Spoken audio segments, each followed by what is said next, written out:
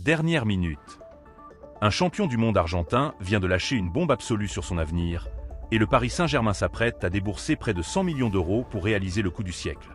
C'est un dossier explosif et je vous dévoile tout, son nom et l'analyse complète, en détail à la toute fin de cette vidéo. Alors restez bien jusqu'au bout. Mais ce n'est pas tout.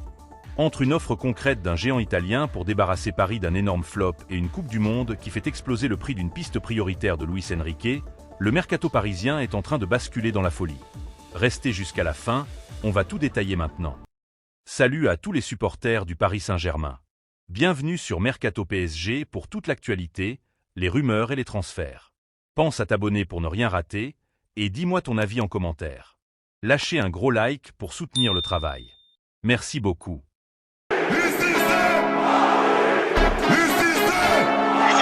Commençons par le dossier de l'attaquant néerlandais. C'est la loi cruelle et implacable du football moderne. Une Coupe du Monde peut faire basculer l'intégralité d'un mercato en l'espace de quelques jours seulement. Et le Paris Saint-Germain est précisément en train d'en faire l'amère expérience en ce mois de juin 2026. Alors que la direction francilienne s'apprêtait à avancer ses pions pour enflammer le marché des transferts estivales, un événement planétaire vient totalement bouleverser les plans parisiens. Au centre de toutes les attentions, un nom qui résonne de plus en plus fort dans les couloirs du Parc des Princes, Crysencio Somerville. L'ailier néerlandais, auteur de performances majuscules sous les couleurs de West Ham, coche absolument toutes les cases du cahier des charges de Luis Enrique. D'un point de vue purement tactique, le technicien espagnol réclame avec insistance des ailiers de débordement pur, capables de dynamiter les défenses extrêmement regroupées de Ligue 1, de multiplier les courses à très haute intensité et de créer des déséquilibres permanents en 1 contre 1. Somerville, avec son profil ultra-explosif et sa capacité à repiquer dans l'axe, s'inscrit à la perfection dans cette philosophie de jeu francilienne axée sur la possession de balles et les transitions fulgurantes. Seulement voilà, ce qui s'apparentait à un coup judicieux est en train de se transformer en un dossier brûlant et surtout, extrêmement onéreux.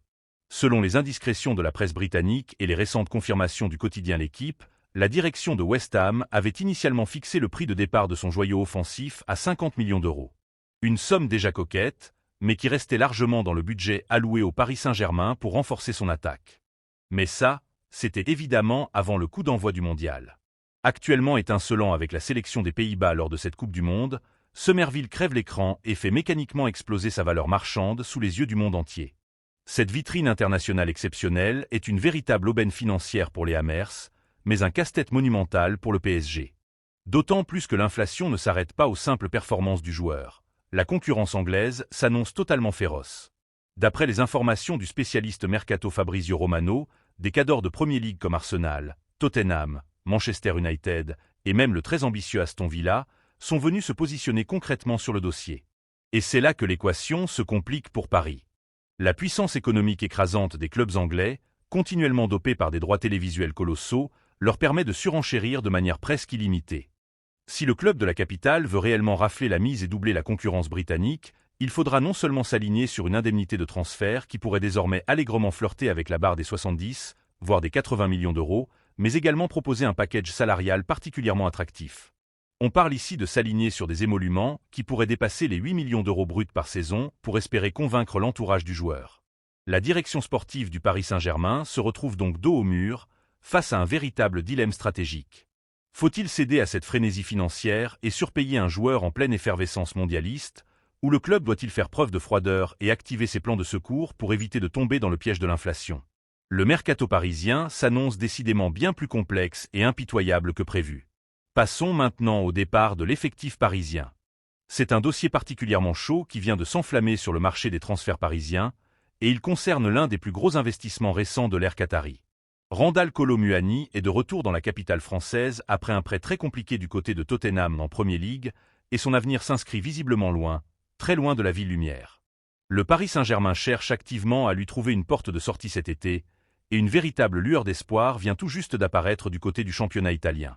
Selon les dernières informations de la presse italienne, et plus précisément du très sérieux quotidien La Stampa, la Juventus Turin est repassée à l'offensive de manière extrêmement concrète pour s'attacher les services de l'attaquant international français.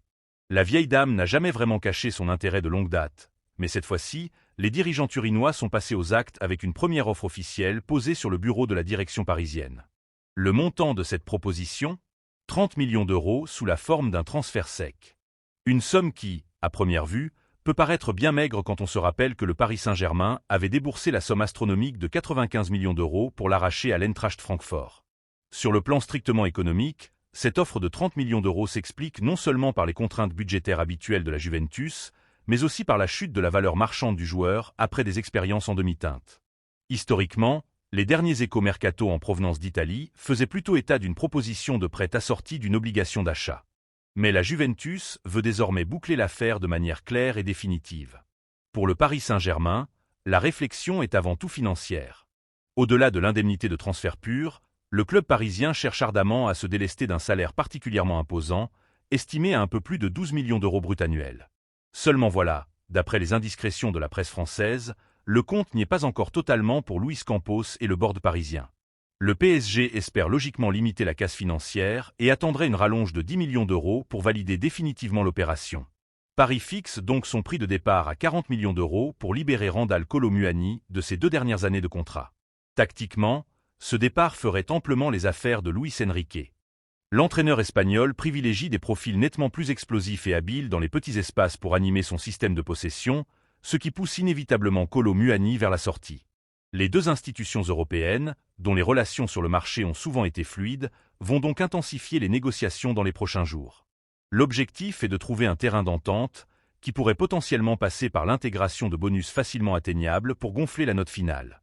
La grande question qui agite désormais les suiveurs du club de la capitale est de savoir si cette transaction stratégique va se régler à la vitesse de l'éclair, ou si elle va se transformer en un interminable feuilleton qui viendrait paralyser la suite du recrutement parisien.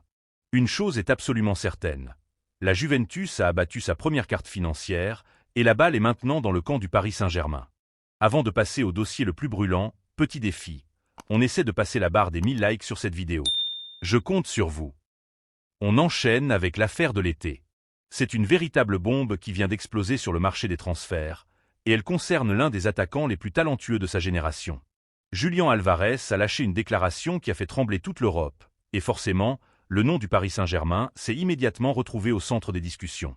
L'attaquant argentin de 26 ans, actuellement sous contrat avec l'Atlético de Madrid, a publiquement exprimé son désir de plier bagage lors de ce mercato estival.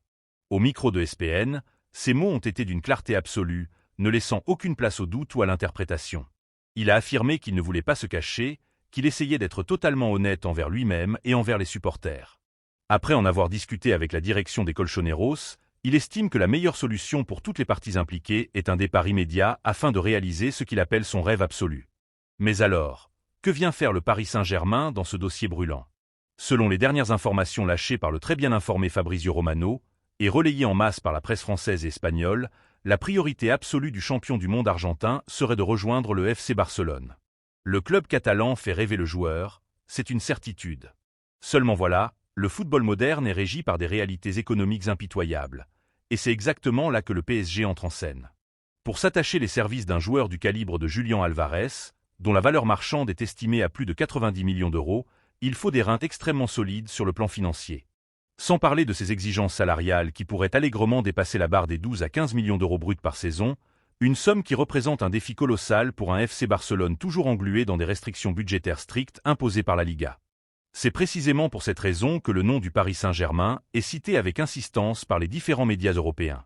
Le club de la capitale fait partie de ce cercle très fermé, composé de 3 ou 4 institutions au monde, capables de s'aligner sur les exigences astronomiques de l'Atlético de Madrid et d'assumer un tel salaire sans trembler. Sportivement parlant, l'intégration de Julián Álvarez dans le système de jeu prôné par Luis Enrique serait d'une logique implacable.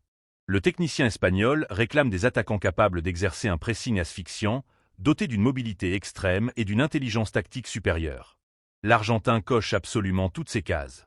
Sa polyvalence offensive, capable d'évoluer en pointe pure, en faux neuf ou même en soutien, associée à son immense expérience du très haut niveau, en ferait un renfort exceptionnel pour l'animation offensive parisienne. Pourtant, il faut garder la tête froide et analyser la situation avec beaucoup de lucidité. À l'heure actuelle, le lien entre l'international argentin et le champion de France s'apparente davantage à une mention automatique liée à la puissance financière incontestable du club qu'à une véritable offensive stratégique de la direction sportive. Ni le joueur ni l'état-major parisien n'ont pour le moment amorcé de contacts concrets ou posé les bases d'une négociation. Le PSG observe, scrute le marché, mais n'a pas encore abattu ses cartes. De plus, vouloir partir est une chose, Obtenir un bon de sortie de la part de la direction madrilène en est une autre, bien plus complexe. L'Atlético de Madrid est en position de force absolue dans ce dossier. La clause libératoire de l'Argentin est totalement dissuasive, et la direction espagnole n'a aucune intention de brader l'un de ses actifs les plus précieux. Pour arracher le joueur, il faudra non seulement convaincre le board madrilène avec une offre de transfert faramineuse frôlant la barre des 100 millions d'euros, mais aussi s'assurer que le joueur accepte de faire une croix sur son désir initial de rejoindre la Catalogne au profit du projet parisien. En résumé, nous sommes face à un dossier encore extrêmement flou.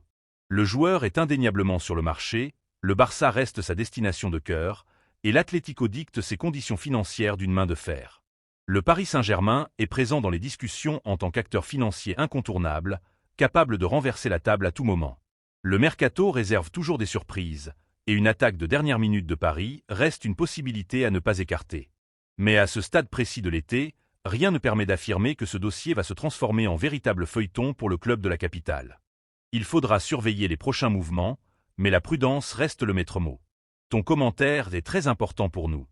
Dites dans les commentaires si le Paris Saint-Germain doit réellement tout donner et activer sa puissance financière pour doubler le Barça sur le dossier Julián Álvarez, ou si cette piste est trop floue et risquée pour qu'on y croie vraiment. J'ai hâte de lire vos avis tactiques et financiers en zone commentaire. Pensez à vous abonner immédiatement à la chaîne pour suivre en exclusivité toute l'actualité mercato des Parisiens, à liker la vidéo et à la partager au maximum avec d'autres fans du club pour soutenir notre travail.